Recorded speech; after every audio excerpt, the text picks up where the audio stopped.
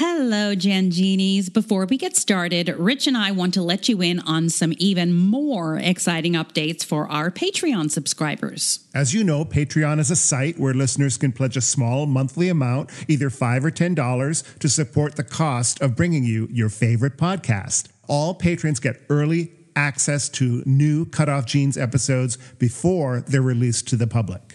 But the most exciting new perk is that all of our patrons will be able to listen to an exclusive bonus episode of the podcast every other week. Topics include personal stories that I'm not ready to share publicly, conversations with family and friends. And sometimes we'll devote an entire episode to other subjects we love, like musical theater or classic television. Rich and I enjoy bringing you the CutOff Genes podcast, and it would mean so much if you would consider supporting our labor of love. Just go to patreon.com/cutoffgenespodcast. Thank you so much, my Genies. And now, on with the show. Is your family tree a mystery? Are you fascinated by genealogy?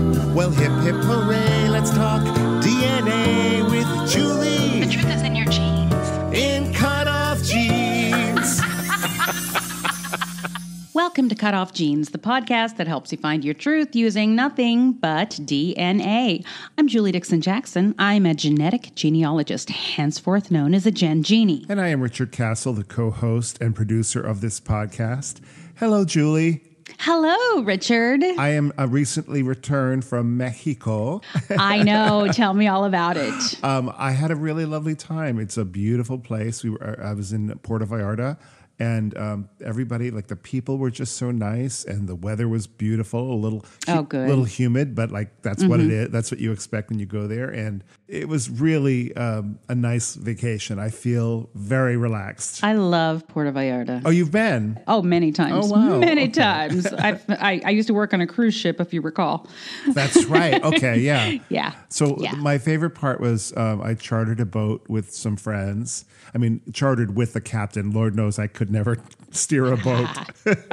And we went snorkeling, and we went to a private little beach and swam to the shore, and then swam back to the boat and had lunch. And then it was just that was my favorite part. I just love being on the water.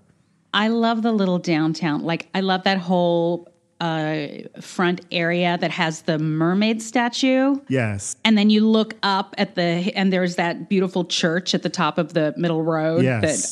It's so beautiful. Beautiful place. So I'm relaxed and ready to dive in. Okay, let me see. I have just odd things to talk about today. Oh, wow. I have only even things to talk about. Well, that's what makes us a good team. All right. In 2018, I talked about what was happening with Bosworth Field. You'll have to refresh my memory on that. Of course I will. So the Battle of Bosworth Field is the battle that ended the War of the Roses. Okay. It's in Leicester. It is the place where Henry Tudor killed Richard III and claimed the crown as his own. Okay. And he was the father of Henry VIII. So we're not talking about the movie with Danny DeVito and Kathleen Turner. We are absolutely not talking about that. The War of the Roses, you remember? Yeah, of course I do. Of course I do. I kind of knew you were going to go there. Oh, wow. So I have been...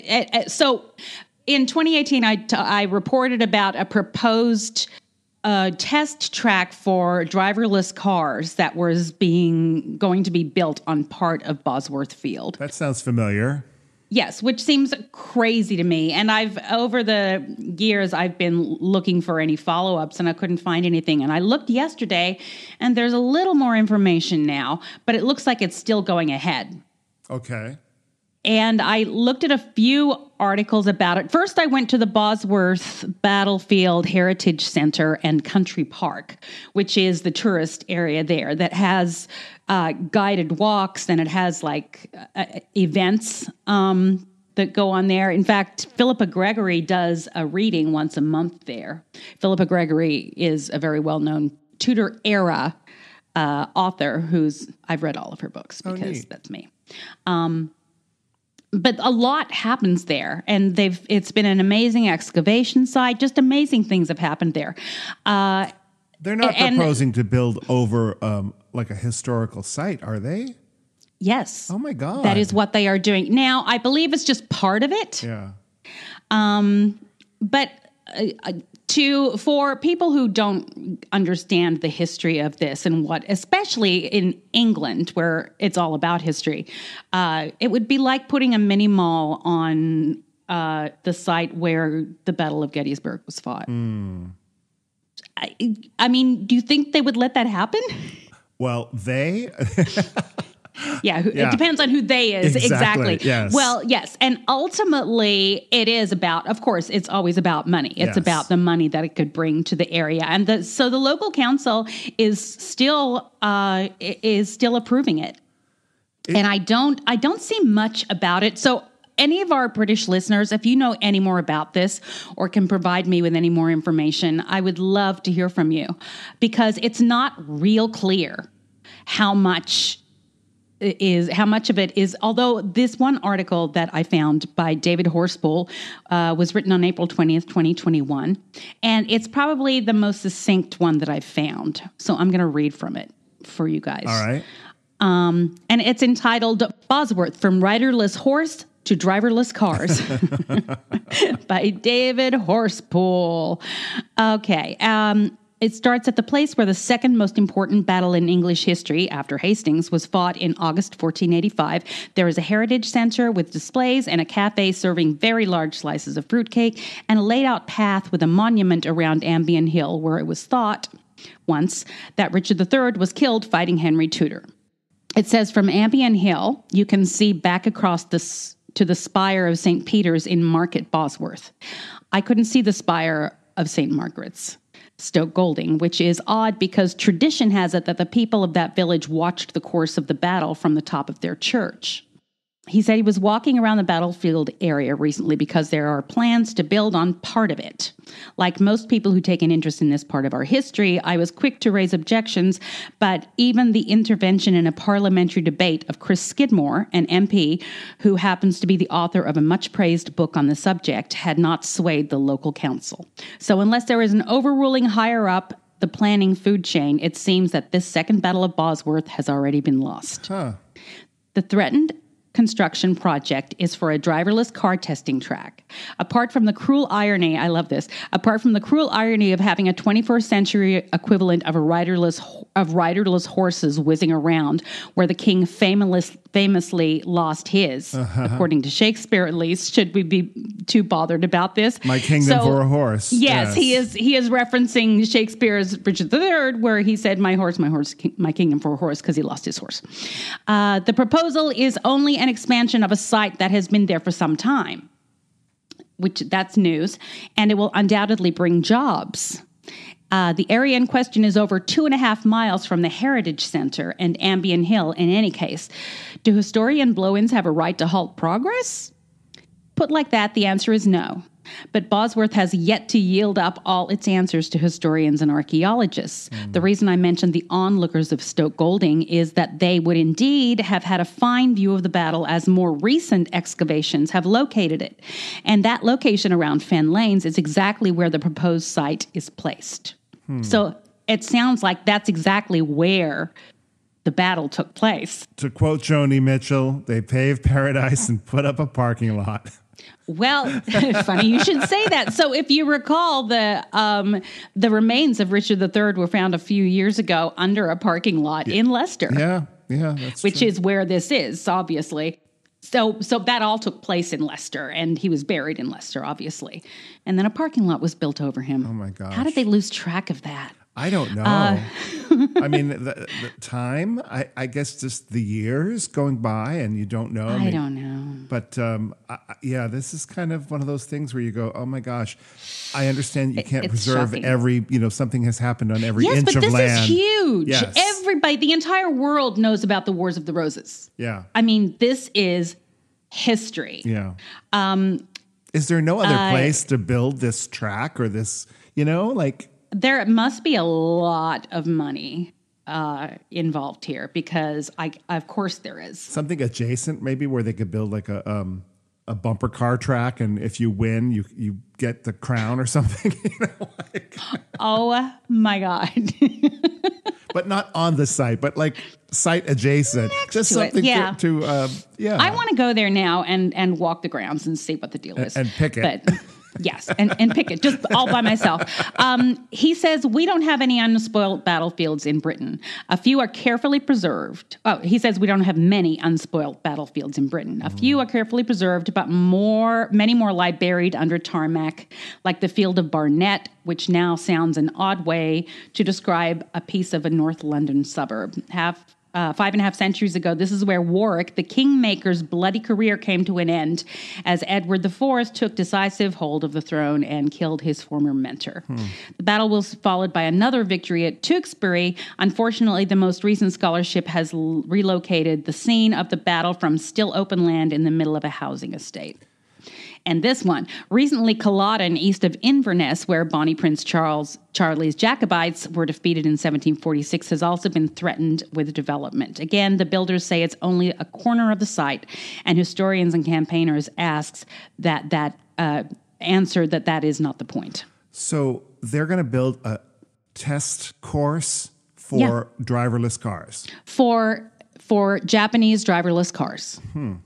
So basically, someone said, a course, my kingdom for a course. How did I know you were setting that up? Yes, that's exactly what they said. It's a good slogan for the opposition. You know, they should use it. It's a good slogan. Yeah, a good slogan. They're going to have to pay me for it. Yeah. Well, yeah, we can. They'll hear from your lawyers. Exactly. Right. So that is the update, such that it's not looking good. There is no mention on the website for the Heritage Center, which seems, I was tempted to call them and just see if I could get their take on it. But I've got a feeling that I would just get some kid answering the phone and says, oh, no. But with an English accent. Yes, not with that accent. Unless they would sound like that if they were from Yorkshire, which is entirely possible. Maybe. So. This is from a Dear Amy. The advice column, yes. The advice columnist, right. We're seeing more and more of these days. And it's good. It's good that they're out there, that people are realizing that this is an issue. Okay, Dear Amy, I recently did DNA ancestry testing, hoping to locate relatives of my father who died when I was very young. To my surprise, I found out that I have a niece.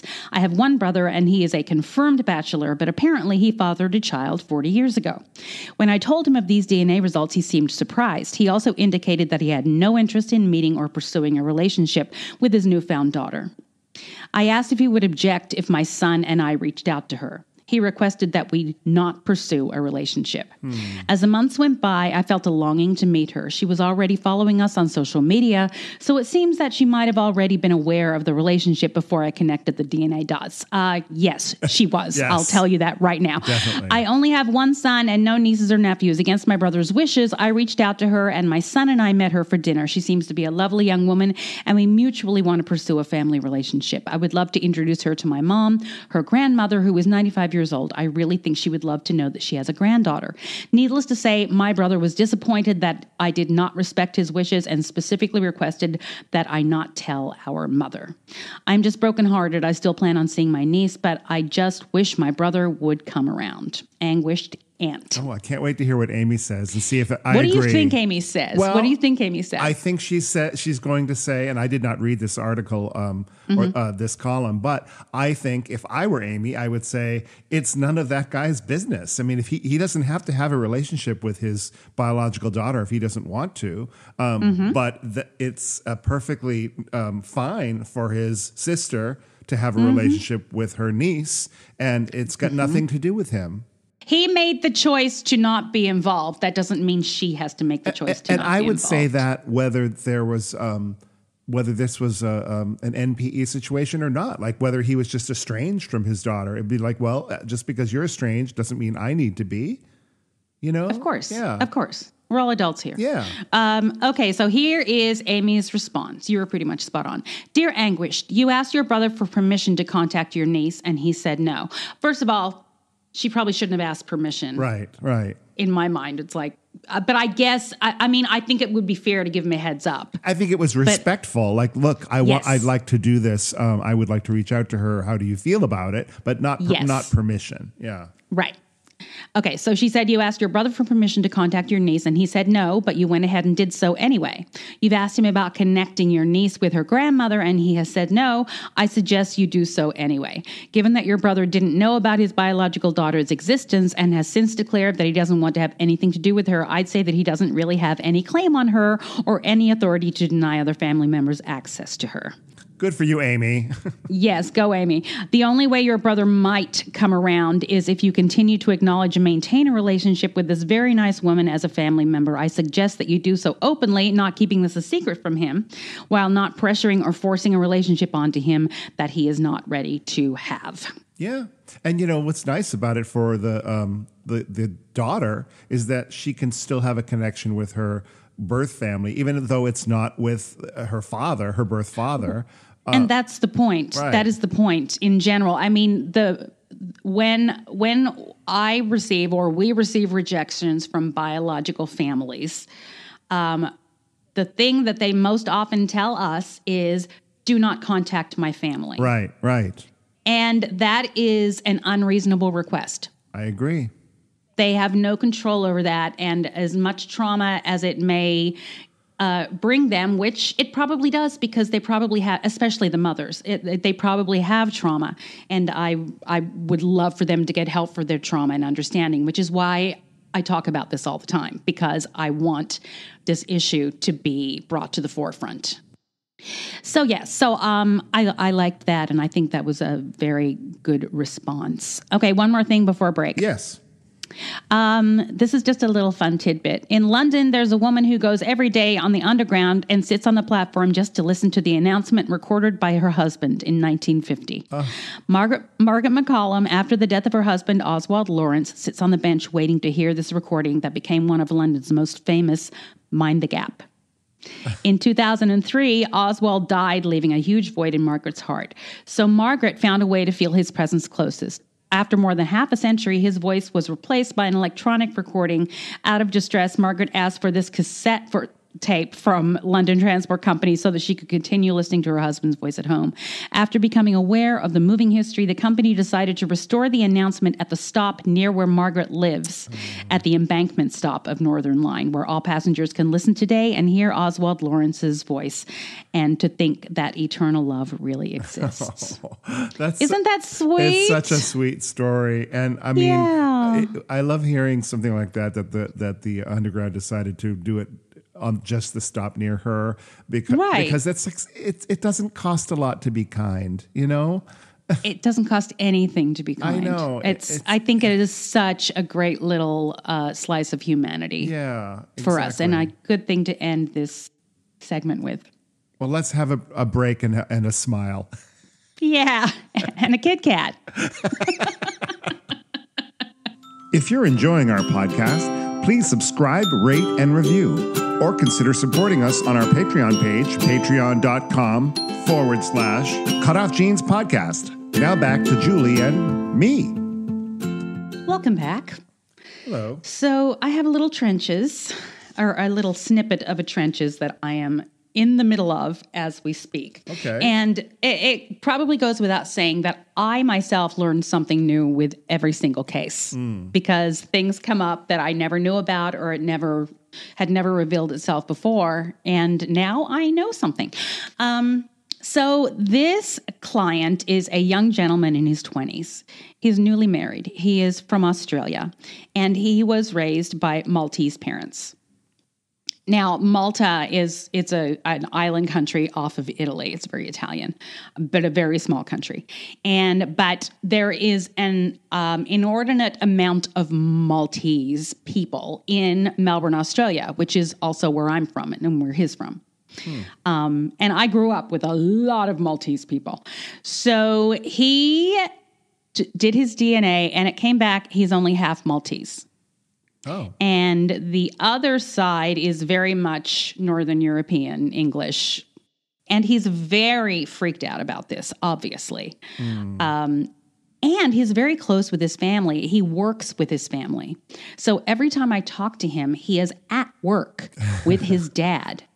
And so he very much wants to keep this hush-hush and doesn't want to raise any red flags until he figures out what is going on. Okay. So in looking at his DNA, it's very clear that there is one very Maltese line and one very not. In fact, 4 very not, because I have identified both sets of, I should say 2 sets of great-grandparents. So I've identified where the connections are, but I've yet to figure out how those 2 lines converge and who came from them. Is he concerned that one of his parents is not his parents, or is it further back? Oh, yes. Okay. It's probably his father. It's either his father or his grandfather. I see. Or maybe grandmother. That doesn't really make much sense.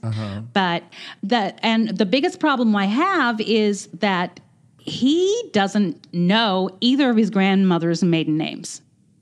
Well, wouldn't that be easy to ask and just say, hey, just find out? He said that he asked his dad yesterday while I was talking to him. I said, just casually bring it up. Just, don't, it's a reasonable question. I think so. And he said he didn't know. And also he doesn't know his maternal grandmother's maiden name either. I mean, they came from Malta, but surely they know. I don't understand. People don't know their. There must be somebody in the family that knows the maiden name. Well, of course. And unfortunately, I cannot access records for Malta. So I can't even, there's just like a dead end. So right now, I'm not even sure which side it's on. I mean, common sense would tell me it's the father's side if the mother was pregnant and had him and everybody saw her have him. Does he have siblings? Yeah, he has 2 siblings, but he doesn't want to tell anybody. He doesn't know whether they have tested as well. I'm assuming they haven't. Yeah. I mean, they're certainly not on Ancestry because they would show up as half siblings at least, unless he's completely adopted. If he's in his 20s, you said, right? I mean, he's young enough that there should be enough family members still alive. There's plenty, but they don't. He said, I have a huge family, but I don't really know anybody. It's a very odd situation. I think the easiest way for us to do this is to give him space to figure it out and process it, because I don't think he's really processing it. Yeah. He wants his answers, but I think this is one of those situations where the long game is probably good. Yeah.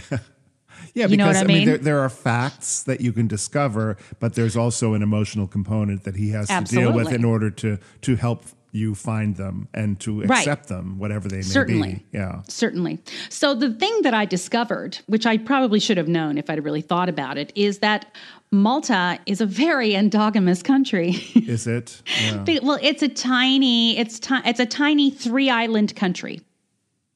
And all of the names of his matches on the Maltese side, they go all over the places, and they repeat over and over again. And these are names that I grew up with. I grew up knowing. In fact, what is interesting is that his mother in 1980 was living in my hometown, the suburb of this little suburb of Melbourne. So she is from right there. And in fact, I asked him, I said, is your family from Avondale Heights? And he said, no, they've never lived in Avondale Heights. And then I was like, here's the 1980 census. Here's your mother and her parents living in Avondale Heights. Wow. Yeah. They allow the census information from 1980 in Australia? Up to 1980. And it's not the census, it's the electoral rolls. Okay. So it doesn't tell you anything other than the names of the people who are voting that live at a specific address. So it doesn't tell you their children, any of this other stuff. Because we just got, the 1950 census, right? Correct. But you get more information from that. And we'll never get the problem with working on Australian cases for me, and obviously I've done it for myself, is that the privacy laws are much stricter there. See. And I can't, it's very difficult to find living people. There are no people search type directories that we use here. I mean, we can do Facebook and what have you, but it all has to do with people's privacy settings. But yeah, so the endogamy is rich here. And what I'm 75% sure it's on his father's side. The other interesting piece of information is that he is the second born of this marriage. So if he is an NPE, that means the mother. That means something happened during the marriage. So that's awkward. Yeah. That's awkward as well. And maybe he is adopted and one of his biological parents just happens to be Maltese as well. But and again, there's still a possibility that his father is the NPE. Yeah. So we're in the early stages. I have identified lines. I know exactly what two lines he stems from, but as of now, I don't know how they connect and who is who. Well, you'll have to keep us updated. Meanwhile, for some reason I've got a craving for a chocolate Malta. All right, so that is our little my little trenches of the week. Great. All right, well, let's take a break. Let's. Thank you for listening to Cut Off Jeans with Julie Dixon Jackson and Richard Castle. You can support us by going to patreon.com/Cut Off Jeans podcast. Now, back to the program. Okay, it is story time. This week, we have the first part of my conversation with adoptee Emily Alber I spoke to last weekend.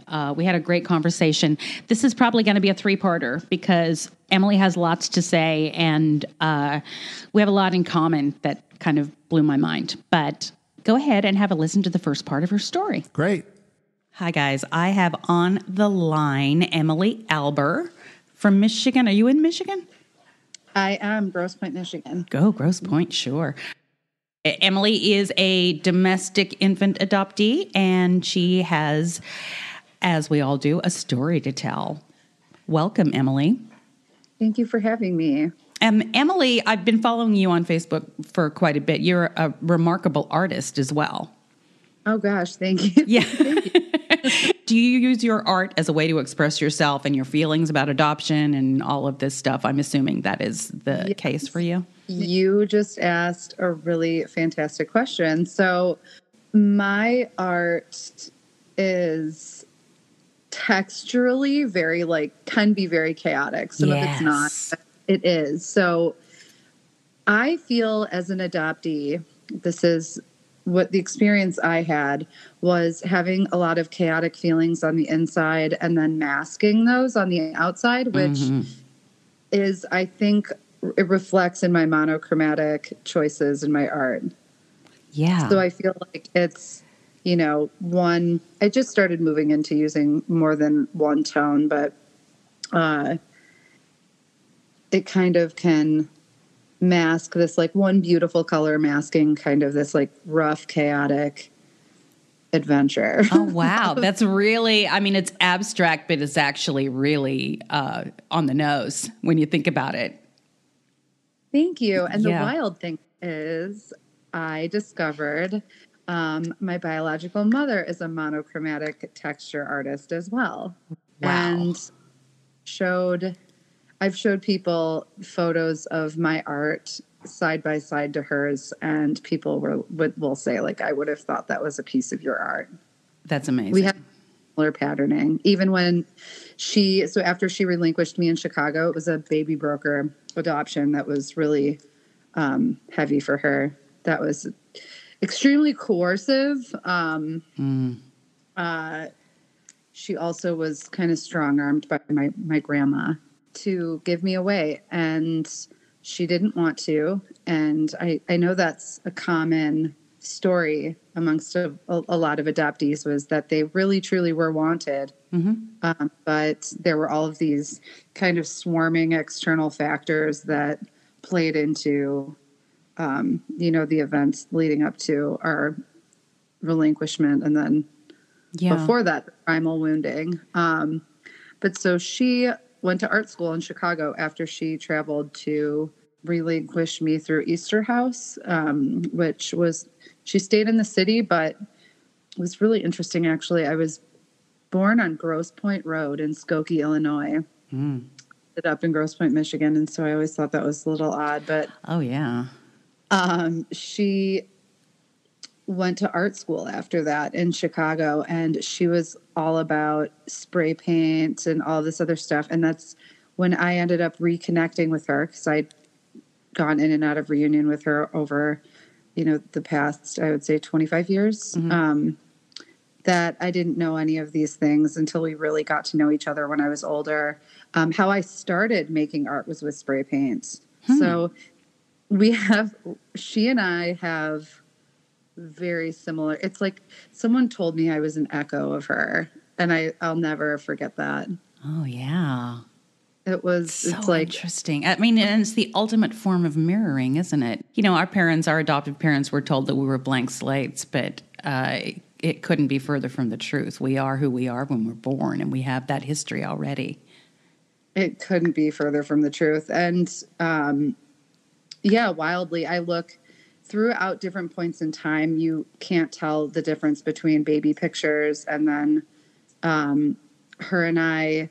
Her senior picture in high school was totally me in high school. People from high school were like, oh my God, when they saw that photo. And then I ended up actually evolving to look more like my grandmother. And all of us in our family have this gap in our teeth, and it comes from one side of our family, which is my grandma.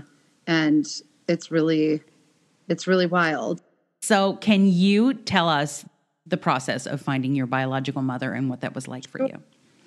Yeah. So finding my biological mother happened very quickly. It happened like in a day. And it was when I was in high school in the late 90s. So I was doing a project for school, and I was kind of being lazy and wanted to fill up space on, I don't know if you remember doing poster board, poster board at school for visual aids. And like, hey, where are my adoption papers? And so my mom was like, oh, they're in the drawer over here, whatever.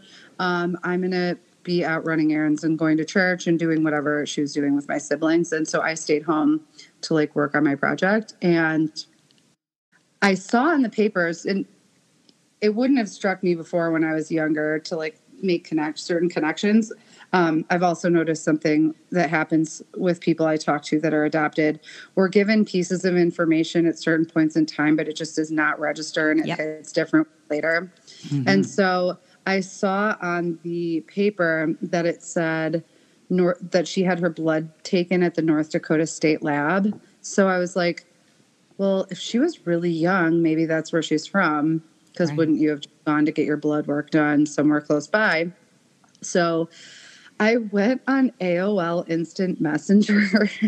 Wow. I don't know if you remember this, dial up, put the CD in the computer and everything. Right. And opened up the Instant Messenger chat directory and typed in North Dakota and started talking to random people, asking them, do you know where the state lab is? And oh my gosh, I did the same thing. I mean, not exactly the same, but that's what because it was in the 80s when I found my mother, but I literally just called people that had her last name from the general area that she was from. You do that when you're desperate and have nowhere to start. It's just like, oh my gosh, totally. Yeah. And shamelessly. So I happened to ask this woman, Mary, and it turns out that she worked for my grandma. I mean, come on. So wild. I'm 15 years old at the time, and I'm just like, oh my God, is this real life? And so... so did you know your mother's name at the time? So my adoptive mother, she had told me what she had remembered from a phone call. My biological mother stayed friends with somebody at the adoption agency, or it was a law firm actually, but she found out where I was, and she called my mom. She called the house and was like, promise I'll never bother you again. I'm so sorry. This like must freak you out. But like, Oh, wow. and it was so sad that she said, I'm the one who gave birth to Emily. And she's just this really quiet voice. We've all talked about it, like not together, but on the same day separately. And I was like kind of relaying information to them. And she was scared to death, and she just wanted to know that I was okay. And she just told me, I don't think I would have been okay if I didn't know that you were all right. And she was like, your mom was so nice. How old were you at the time? I was probably 6 months old. Okay. So, that's just heartbreaking, isn't it? It's so sad. She was like 20. And to just think back on her even needing to say, I'm the one who gave birth to Emily, and not like I'm her biological mom, or like you know what I mean? Yeah. Like not, I know that it's just sad to think she had to make that decision in her mind of how to identify herself. And yes. In order to make your mother feel comfortable. Yeah, exactly. Yeah. And my mom was really nice. And she told her, that I was a happy baby and that all was well. And like they both remember the same story. So, wow. She's like, I was convinced that I like freaked her out, and, that it was just like a negative event for my mom. And my mom was like, no, it was, she had a lot of courage, and I commend her for doing that. So absolutely. The fact that she spoke to her and didn't hang up the phone, and because the fear is real with adoptive parents that somebody's going to come and try to get you back. Totally. Yeah. And did she know her name at that point? Did she tell her name? Oh, I'm sorry. Yeah, that was her name's Dawn, and she preferred that. And so my mom had told me at some point in time that was the name. And then there was a name erased on the paper, and I started using a pencil to like trace in the name to try to. It was like they sloppily like erased the name on my papers, and so I was like filling, kind of like trying to link the letters together. Yeah. And then by the time my mom got home from shopping, I was like, guess what I did? Yeah, and it was just like stunned. And I have to say, my relationships with my brother and sister have never been the same since then. Really? Now, are they biological? Yes. And I'm your parents? Yeah. Yeah. I'm the oldest and the only adopted child. And that event, I still don't know. And I'm still very curious. I'm like in this stage of wanting to know how that impacts them, or how they found out, or what they were thinking. Because, it was for me, it was like this big thing that I just had to do. Yeah. But I didn't think about how it was affecting other people around me. Right. And their instincts are to protect their mother at all costs, and anything that you do to make her feel something that could be negative is a direct attack on your mom, even though they lack the capacity to realize that this is about you, not about your mom. And I really appreciate you saying that, because I do remember hearing you hurt mom. And so I went and got a card. I must have ridden my bike to one of the drugstores to get a card saying, you're my mom and I love you. Or like reassure her that she was my mother. Yes. Mm-hmm. Absolutely. I'm going back to my story. I know this isn't about me, but I can so relate to that. When I found my biological mother, she was in another country, but I talked to her on the phone in the middle of the night, and for the first time, and that day was Mother's Day. And first thing I did after I got off the phone with her was go into my parents' room, and I crawled into bed next to my mom and just wrapped my arms around her and cried, because my biggest, the most emotion I felt at that time, because I was very numb about the other stuff at that point, because I was very much masking and, in the fog and all that stuff. But my biggest fear was that they would think that I was trying to replace them, which is never the case, you know. It's scary because I feel like somehow it's validating for them, at least from what I've observed, that I know that I can't speak for anyone else, but Yeah.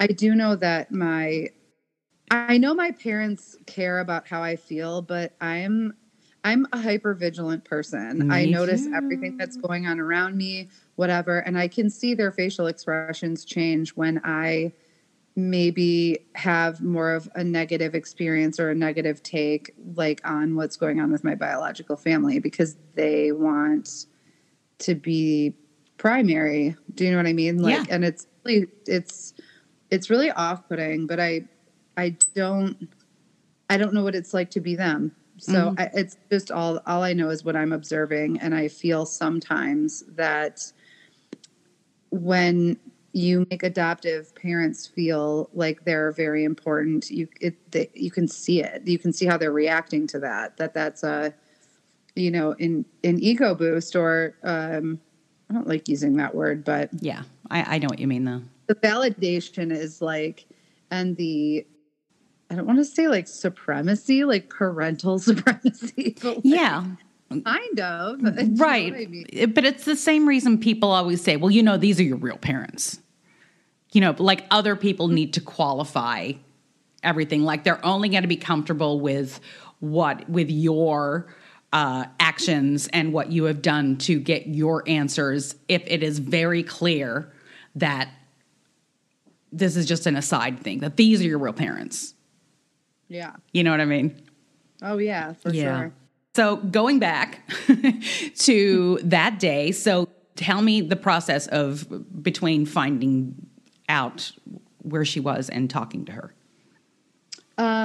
We talked that night. So we ended up being connected by this woman who called my grandma. My grandma called me first and was like, Dawn's going to talk to my half brother and kind of introduce him to the situation because he didn't know. And she will give you a call sometime this week. And I was like, okay, thank you, but then I was like, if she is anything like me, it's going to be like 15 minutes from now that I hear from her. And Right. I mean, a couple hours later. So we were on the phone for like hours.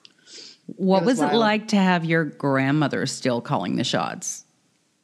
I didn't think about it at the time. Okay. But now that